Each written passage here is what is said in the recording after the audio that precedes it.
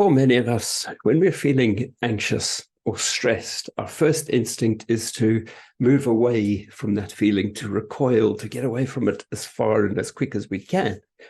After all, we are designed survivally as humans to move away from pain and towards pleasure. That's how we're designed to help us survive. But we're also designed in a way that we will, when we know that something is right, we'll accept a little bit of discomfort to get to the thing that we know is right. And understanding lies at the bottom of that, right? So understanding anxiety helps us to realize that actually it's a helpful thing and not a hurtful thing. And here's why. Anxiety exists to help us to point towards a thing that needs our attention. Anxiety is your body's early warning system, and anxiety only hurts when we've been ignoring it for so long that it's put all of this adrenaline, all of this cortisol into our body. Every time you have a negative thought, every time you're worried about this thing that's coming up, you get a little bit of adrenaline, a little bit of cortisol in you. And the reason why your body does that is because your subconscious mind can't speak to you. It has no voice. So all it can do is make you feel. And the only way it can make you feel is it gives you a little bit of adrenaline or cortisol. These two little hormones are what stress and anxiety feel like. That's what gives you that feeling. So every time you have a little worry, a little bit of adrenaline, a little bit of cortisol, and your body's trying to say, pay attention to this thing. And when we ignore it, it says, pay attention to this thing, and you ignore it. And it keeps going over and over and over. So anxiety is only a problem when we've ignored it for so long that it feels really uncomfortable.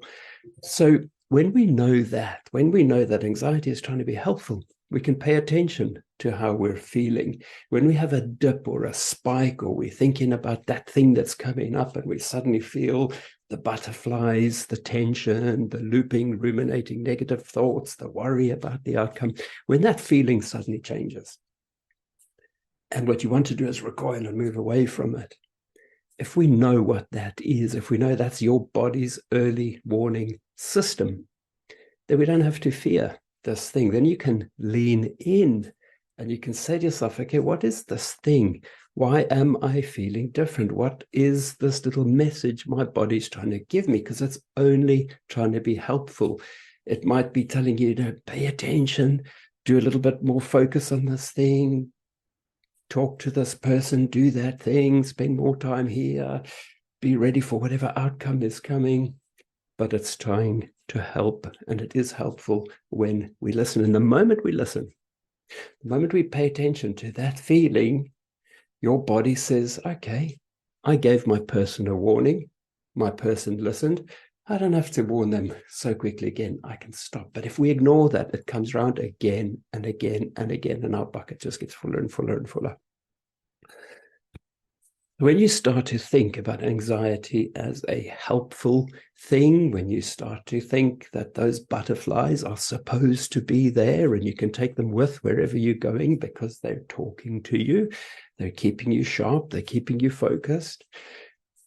We couldn't possibly survive without anxiety. Anxiety keeps us sharp and keeps us focused. And when we're paying attention to it, the stress tap turns off. The body says, okay, my person heard.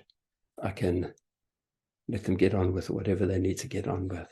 When we start to think of anxiety as helpful, we turn the stress tap off, and it allows us to get on with what we're getting on with now that we're focusing on that thing that needs our attention.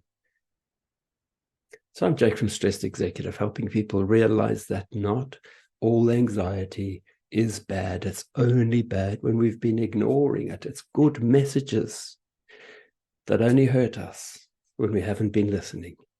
So I'm Jake from Stress Executive, helping people address the stress and unwind the mind by focusing on the feelings.